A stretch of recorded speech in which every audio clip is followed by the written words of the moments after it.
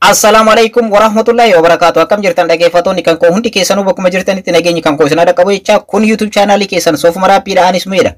Akkuma baratame har'as viidiyoo haaraan walitti deebinee jirra. Viidiyoo har'aa keessatti kan isinitti agarsiisu akkamitti AdSense akkaawuntii keessan akkaawuntii buukii keessanii wal qunnamsiiftanii kaffaltiin akka isiniif kaffalamu gochuu akka dandeessanidha kan isinitti agarsiisu. Egaa AdSense akkamitti verify gochuu akka dandeessan, akkanumallee AdSense irraa piinii yeroo isin dhaqqabe akkamitti guutuu akka dandeessan, akkanumallee dhaggeeffattoota kan koo AdSense piinii tokko malee poostaa tokko malee akkamitti foormii waraqaa eenyummaatiin akkanumallee paaspoortiidhaan wantoota adda addaatiin akkamitti guutuu akka dandeessan kanaan dura isinitti agarsiisee jira.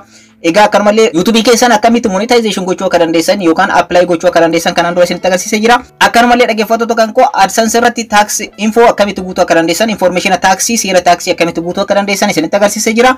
Har'a immoo kan isinitti agarsiisuudhaaf dhufe akkamitti AdSense keessan buukii keessan akkaawuntiiwwan buukii keessanii kan adda addaa wajjin wal qunnamsiisuudhaan kaffaltiin akka isiniif kaffalamu karaa buukii keessaniitiin yookaan karaa kaffaltiin isiniif kaffalamu akkamitti guutuu akka dandeessan guyyaa har'a isinitti agarsiisuudhaaf dhufe. Hanga dhuma viidiyoo kanaatti na wajjin turuun dagatinaadha. AdSense keessan akkaawuntii buukii keessanii wajjin akkamitti wal qunnamsiisuu akka dandeessan guyyaa har'aa isinitti agarsiisa. Warroonni yeroo jalqabaatiif gara YouTube channel keenyaatti dhuftan anaadhuuf baga nagaa dhuftan isiniin jecha warroonni YouTube channel kanaaf haarawaa taatan subscribe gochuudhaan maatiiwwan keenyatti dabalamaadha. Akkanumallee mallattoo bilbila san tuquudhaan ol irra godhaadha. Yeroo hunda viidiyoo haarawaa yeroo gallakkisuu akka isin dhaqqabuuf maatiiwwan channel like share gochuun dagatinaadha. Yaadaa fi gaafii yoo qabaattan comment jalatti nuuf barreessadha. Akkanumallee viidiyoon akka isiniif hojjetamu barbaadda yoo jiraate immoo as comment jalatti yaada keessan naaf barreessadha. Viidiyoo irratti isiniif hojjedha jechuudha. Amma gara barnoota keenyaatti ceena. Egaa guyyaa har'aa kan isinitti agarsiisuudhaaf dhufe akkamitti dhaggeeffattoota kan koo AdSense keessan akkaawuntii buukii keessan kan garaagaraatiin wal qunnamsiisuu akka dandeessanii. Kana jechuun akkamitti baankiiwwan adda addaatiin wal qunnamsiisuu akka dandeessan amma isinitti agarsiisan hordofadha. Jalqaba irratti dhaggeeffattoota kan koo biroozara tokko irra seentanii biroozara barbaadanitti fayyadamuu dandeessanii. Ani foorminaadha isinitti agarsiisuudhaaf deeme kun kan obboleettii keenya tokkooti. Asirratti isinitti agarsiisa jechuudha. Ergaa biroozara keessanii seentu. Ergasii bakka jalqaba sarchii kanarratti jechuudha dhaggeeffattoota kan koo Google AdSense jettanii barreessitan.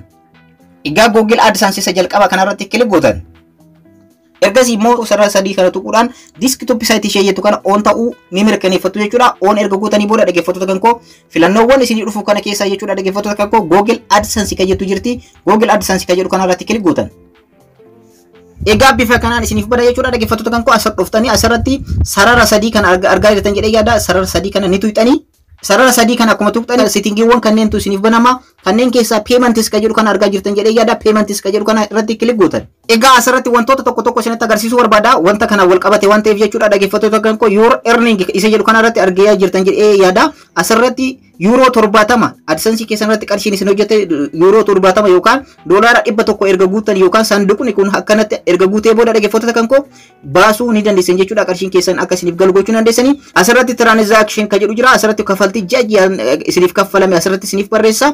Guyyaa har'aa kan isinitti agarsiisuudhaaf dhufe how you get paid kan jedhu dhaggeeffattoota kan koo asirratti akkamitti karaa kaffaltii adda addaatiin wal qunnamsiisuudhaan akkamitti AdSense irraa kaffaltiin akka isiniif kaffalamu gochuu akka dandeessanidha. Asirratti kan isiniif ibsu.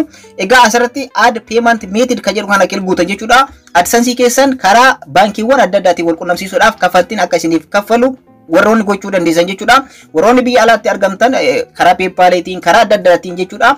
Karaa adda addaatiin kaffaltiin isiniif raawwatama. Biyya keenya keessatti garuu baankiiwwan adda addaatiin wal qunnamsiiftanii akkamitti kaffaltiin gara Itoophiyaatti akka isiniif ergamu gochuu akka dandeessan guutumaan guutuutti har'a isinitti agarsiisa. Add payment method kan jedhu kanarratti kilik gootan. Akkuma asirratti argartan dhaggeeffattoota kan koo add a payment method kan jedhu jalatti wantoota lamatu isinii dhufa. Tokkoffaa add a new wire transfer details kan jedhudha. Kana jechuun dhaggeeffattoota kan koo karaa mobile banking adda addaatiin karaa mana kuusaatiin jechuudha. Baankiiwwan addunyaa irratti argamu jechuudha. Karaa wire transfer wantoota jedhaman karaa baankiiwwan adda addaatiin akkanumallee jechuudha dhaggeeffattoota kan koo karaa mobile bankiiwwan adda addaatiin akka isiniif kaffalamu yoo barbaadan isa jalqaba filattu.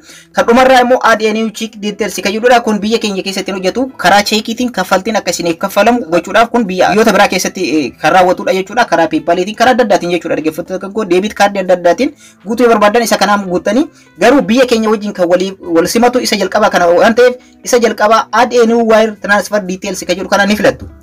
Ergasii dhaggeeffattoota kan koo wanta kanattu isiniif banama. Asirratti information isin guuttan baay'ee tokko barbaachisaadha. Asirratti wanti isin guuttan jechuudha dhaggeeffattoota kan koo information AdSense keessan irratti guuttan osoo hin taane information buukii akkaawuntii buukii keessanii irratti kan argamu kan qarshiin akka itti isiniif kaffalamu itti guuttan irratti jirudha kan guuttan jechuudha. Akkamitti guutuu akka dandeessan tokko tokkoon isinitti agarsiisaa hordofaadha. Asirra dhuftanii dhaggeeffattoota kan koo beneficiary ID kan jedhu jechuudha. Isa kana diasporaadhaaf warroonni diaspora taatan egaa beneficiary ID ni qabdan jechuudha. Koodii mallayaa taate tokko ni qabdanii warroonni akkas diaspora taatan wanta kana asirratti guutuu ni dandeessanii. Garuu wanti kun optional waan ta'eef guutuu dhabuus ni dandeessanii rakkoo tokko hin fidu jechuudha. Wanti guddaan isin guutuu qabdan dakanatti foormiiwwan argaman kanneen osoon dogongorin sirriitti xiyyeeffannoodhaan guutuu qabdanii asirra name of bank account kan jedhu kana dhaggeeffattoota kan koo maqaa akkaawuntii baankii keessanii irratti argamu isa sirrii jechuudha. Asirratti ni guuttan jechuudha. Asirratti akka dogongorri maqaa sirriidha isa akkaawuntii buukii keessanii irratti argamu ni guuttan jechuudha.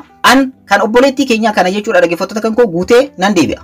Egaa akkuma asirratti argartan maqaa akkaawuntii baankii ishee irratti argamu guutee jira. Egaa dhaggeeffattoota kan koo inni lammaffaa irratti argartan baankii neemidha. Egaa baankii neem jechuun dhaggeeffattoota kan koo maqaa baankichaati jechuudha. Dhaggeeffattoota kan koo isin Itoophiyaa Nigdi Baankii isa jedhu yookaan Commercial Bank of Ethiopia isa jedhu ta'uu danda'a. Daashin Bank ta'uu danda'a. Awaash Bank jira. Baankiiwwan adda addaa jiran jechuudha. Dhaggeeffattoota kan koo maqaa baankii sanii qubee gurguddaadhaan asirratti ni barreessitan jechuudha. Isa kan obboleettii keenya kana Commercial Bank of Ethiopiaadha. Commercial Bank of Ethiopia jedhee asirratti ni guuta. Inni ta'ansitanii guutan jechuudha. Sweet koodiidha. Sweet koodii kana eessaa argattan? Sweet koodii jechuun akka eenyummaatti jechuudha. Eenyummaan baankii sanii kan ibsu koodii dijitii 8 ta'edha jechuudha dhaggeeffattoota kan koo. Fakkeenyaaf Daashin Baankii fudhatan dhaggeeffattoota kan koo daashataadha jechuudha. Asirratti warroonni daashin qabdan egaa sweet koodii kana eessaa arganna warroonni an jettan biroozara biraatiin amma isinitti agarsiisa. Asirratti na hordofaadha. Biroozara biraarra ni deemna. Bakka sarchii kanarratti wanta nama jedhee isiniif barreessu kana ni barreessitan jechuudha. Maqaa baankichaa barreessitanii fakkeenyaaf kan koo Commercial Bank of Ethiopia waan ta'eef asirra dhuftanii dhaggeeffattoota kan koo Commercial Bank of Ethiopia Swift koodii jettanii yoo barreessitan isa kanarratti sarchi gootan jechuudha. Google irratti browser kamirratti iyyuu bifa kana jechuudha. Fakkeenyaaf kan hundayyuu isinitti agarsiisuudhaan nan yaala asirratti Commercial Bank of Ethiopia Swift koodiidha kan Itoophiyaa Nigdi Baankiidhaaf barbaade waan ta'eef asirratti kilik gootanii akkamitti eessa argachuu akka dandeessan isinitti agarsiisa jechuudha dhaggeeffattoota kan koo. Akkuma asirratti argartan dhaggeeffattoota kan koo baankiiwwan addunyaa irratti argaman hundinuu Swift koodii qabni jechuudha. Swift koodii kana eessa argachuu akka dandeessan bifa amma argaa jirtan kana asirratti isinitti agarsiisa jechuudha. Fakkeenyaaf kan Itoophiyaa Nigdi Baankiidha dhaggeeffattoota kan koo Swift koodii isaa kan fuulduratti haala kanaan CBT taadha jechuudha. Dhaggeeffattoota kan koo CBT kan jedhu argaa jirtan jedhee yaada. Egaa isa kanadha jechuudha. Egaa akkuma argartan CBT isa jedhu kanarratti asirra dhuftanii maal gootan jechuudha. Koppii gootan jechuudha. Koppii gootan isa kana qabdanii koppii gootan amma fakkeenyaaf kan isheen guutuudhaaf isa kana CBT isa jedhu kana koppii nan godhaa jechuudha. Fakkeenyaaf kan biraas akkamitti argachuu akka dandeessan isinitti agarsiisa. Amma fakkeenyaaf kan Oromiyaa immoo haalaan Oromiyaa International Bank kan jedhudha. Oromiyaa International Bank Swift Code kan jedhu kana kilik gochuudhaan egaa asirratti ni arganna jechuudha. Kan isaas fakkeenyaaf kan isaas asirratti argachuu dandeessanii.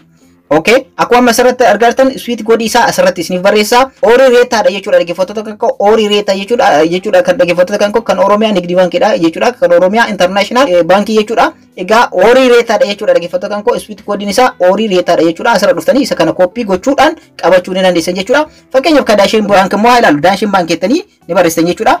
Daashin Bank Swift koodii jettanii barreessitan. Erga sarchi gootan jechuudha. Egaa akkuma argartan Daashin Bank Swift koodii jettanii barreessitanii akkuma asirratti argartan jechuudha dhaggeeffattoota kan koo isaa immoo asirratti Swift koodii kan jedhu kana kaarakteera 8dha yookaan dijitii 8 qofaadha. So fuuldura dhuftanii akkuma argartan daashataadha jechuudha kan isa kana. Daashataadha. Egaa Awaash barreessuu dandeessan Awaash jettanii fakkeenyaaf Awaash warra banatan Awaash Bank jettanii Awaash Bank Swift koodii jettanii barreessitanii sarchi gootanii akkuma argartan Awii neetaadha jechuudha. Awii neetaadha jechuudha. Dhaggeeffattoota kan koo kan isa kana immoo awii neetaadha jechuudha. Akkuma asirratti argattan awii neetaadha jechuudha. Kan baankii hundaayyuu haala kanaan sarchi gochuudhaan Swift koodii isaa argachuu ni dandeessanii. Already an Commercial Bank of Ethiopia argadhee jira waan ta'eef egaa bakka san deemnee ni guunna jechuudha. Asirra dhuftanii maqaa baankichaa asirratti ni guutanii Swift koodii isaa asirra dhuftanii paste gootan jechuudha.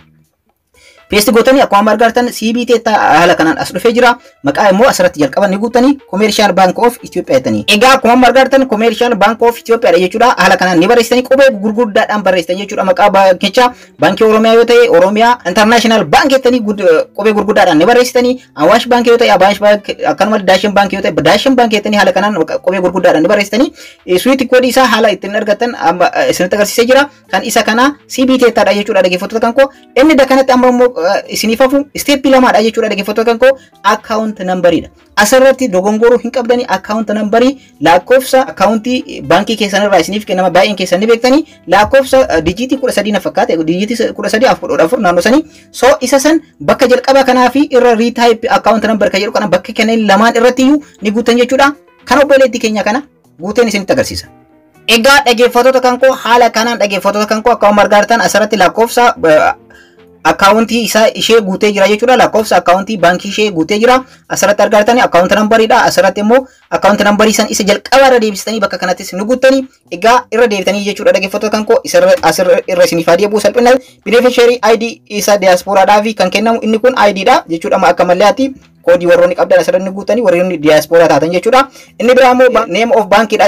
Maqaa accountii keessan irratti argamu maqaa keessan kan accountii buukii keessan irratti argamu asirratti ni barreessitanii bank name kan jedhu kana irratti akkuma argitan maqaa buukii keessan accountii kan irraa bantan maqaa baankii keessanii asirratti ni barreessitanii commercial bank of Ethiopia ta'uu danda'a, Oromiyaa international bank ta'uu danda'a, Awash bank ta'uu danda'a, akkanumallee Dashin bank ta'uu danda'a kan barbaade ta'u jechuudha. Maqaa qubee gurguddaadhaan asirratti ni barreessitanii sweet code akkamitti argachuu akka dandeessan duratti isinitti agarsiisee jira. Isa commercial bank of Ethiopia CBT taadha egaa kan Dashin bank Dasheetaadha egaa hunda isaayyuu haala ittiin argachuu dandeessan isinitti agarsiiseera. Foormi kana guuttanii booda dhaggeeffattoota kan koo dakana dhuftanii set as primary payment method kan jedhu jira. Isa sanduuqa kana irratti right ta'uu ni mirkaneeffatanii inni asiin olitti argaa jirtan lamaan egaa seera baankii biyya keenyaa wajjin hin deemu waan ta'eef biyya keenya keessatti hojjetu soo isa kana bira dabartanii ergasii immoo dakana dhuftanii save kan jedhu kana tuquudhaan foormi amma guutan jechuudha. Save ni gootanii save kan jedhu kana kilik gootan. Egaa akkuma argitan dhaggeeffattoota kan koo haala kanaan baankii kan koo akkanatti AdSense wajjin wal qunnamsiisee jira.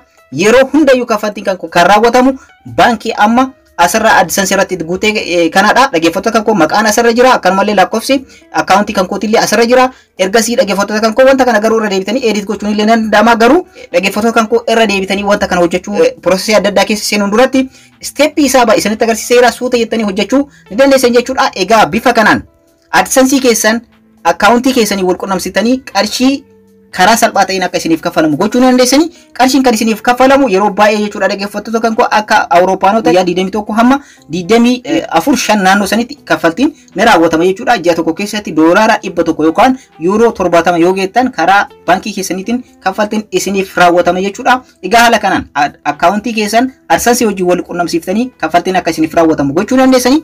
Barnoota kan koo kanarraa asirratti xumuree jira. Warroonni hanga ammaatti YouTube channel keenyaaf haarawaa taatanii immoo subscribe gochuun dagattadha. Akkanumallee mallattoo notification on irra gochuudha. Yeroo hunda viidiyoo haaraa yeroo galakkisu akka isin dhaqqabu gochuu dandeessanii. Maatiiwwan channelchaa like share gochuun dagattadha. Viidiyoon kun namoota baay'ee tajaajila waan ta'eef share gochuudhaan namoota biraan akkanaaf geettan abdiin qaba. Yeroo biraa viidiyoo biraatti walitti deebina. Horaa bulaa.